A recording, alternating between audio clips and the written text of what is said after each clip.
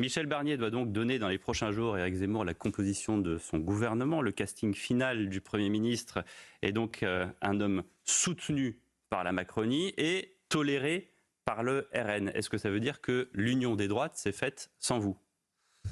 Oula, vous faites un raccourci bien accéléré.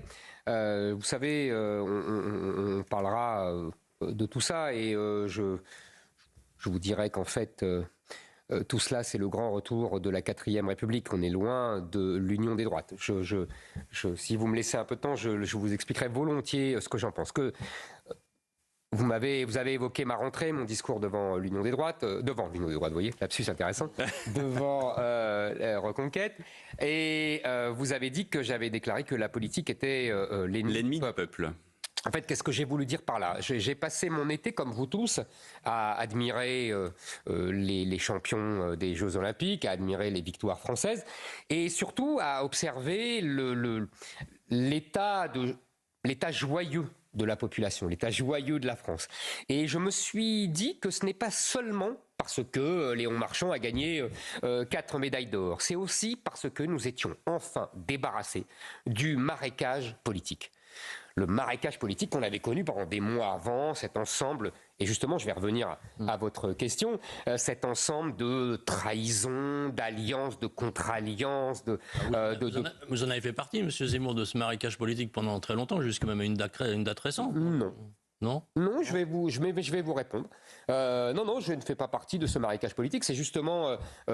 pour sortir le pays de cela que j'ai fondé un parti politique à l'extérieur des autres partis. Et je ne me suis pas rallié à un des partis politiques. Mais si vous le voulez bien, je poursuis. Donc ce marécage politique, on en était débarrassé. Dans un premier temps, et c'est d'ailleurs le sens de votre question, je me suis dit que nous vivions le retour de la 4e République. J'avais appris ça dans les livres, j'avais vu le général de Gaulle tonner contre le régime des partis, c'est-à-dire, qu'est-ce que c'était le régime des partis? C'est-à-dire des partis politiques qui ne pensent qu'à leur propre destin, qu'à leur propre croissance, qu'à leur propre sort, sans se soucier de l'intérêt du pays. On l'a vu là pendant des mois, vous avez vu la Macronie par exemple, qui diabolisait LFI, puis ensuite qui s'alliait avec eux.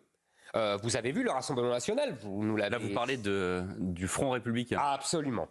Vous avez vu également le Rassemblement National qui a des attitudes qui changent de semaine en semaine. Ils ont voté pour des LFI au bureau de l'Assemblée. Ils ont dit qu'ils ne soutiendraient pas le gouvernement, puis ils ont dit qu'ils ne voteraient pas de motion de censure contre M. Barnier. Et désormais, ils disent le contraire, ils attendent la dissolution du gouvernement. Enfin, vous voyez... Il n'y a pas que le Rassemblement National. Alors, les LR qui disent que jamais ils ne viendront avec un gouvernement macronien et qui finalement se précipitent derrière M. Barnier. Le Parti Socialiste qui fait campagne contre un des leurs pour devenir Premier ministre. Mais est-ce que tout ça, c'est pas parce que le temps presse, qu'il y a un budget adopté, qu'il y a une politique à faire, que les Français, pardonnez-moi, que les Français sont exsangues de voir effectivement ce paysage, vous faites le même constat et qu'il faut bien arriver à une solution. Je ne dis pas que c'est la bonne, mais est-ce que ce n'est pas aussi le constat il faut avancer? Si vous voulez, ils n'avancent pas puisque justement, ils se perdent dans des manœuvres, des contre-manœuvres, etc. Donc moi, je ne vois pas où ça avance. Ce que je veux dire, c'est que je continue mon analyse, si vous me permettez. Je me suis rendu compte qu'on allait au-delà, en vérité, du retour de la 4e République. Ce n'était pas simplement un back to the future. Car il y avait ce qu'il n'y avait pas à l'époque. Parce qu'à l'époque, la haute administration travaillait pour l'intérêt général, le niveau scolaire était excellent, les juges appliquaient la loi et ne voulaient pas la faire. Vous voyez, il y avait des différences majeures. Aujourd'hui, nous avons et nous recevons le fruit pourri du slogan 68 Art, tout est politique.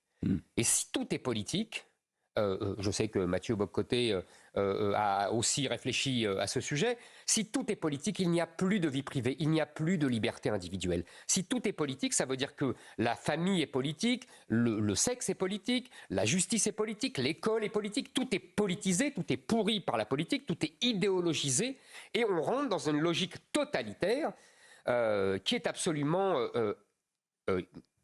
destructrice. Mais est-ce que... On a du mal à vous entendre dire que tout est pourri avec la politique. Vous avez fait de la politique pendant très longtemps. Et est-ce que vous diriez ça aujourd'hui si vous aviez fait plus que 0,6 ou 0,7% aux Je législatives? vous assure que ça n'a rien à voir. Vous savez, j'ai écrit, il y a 10 ans, je n'étais pas candidat à quoi que ce soit.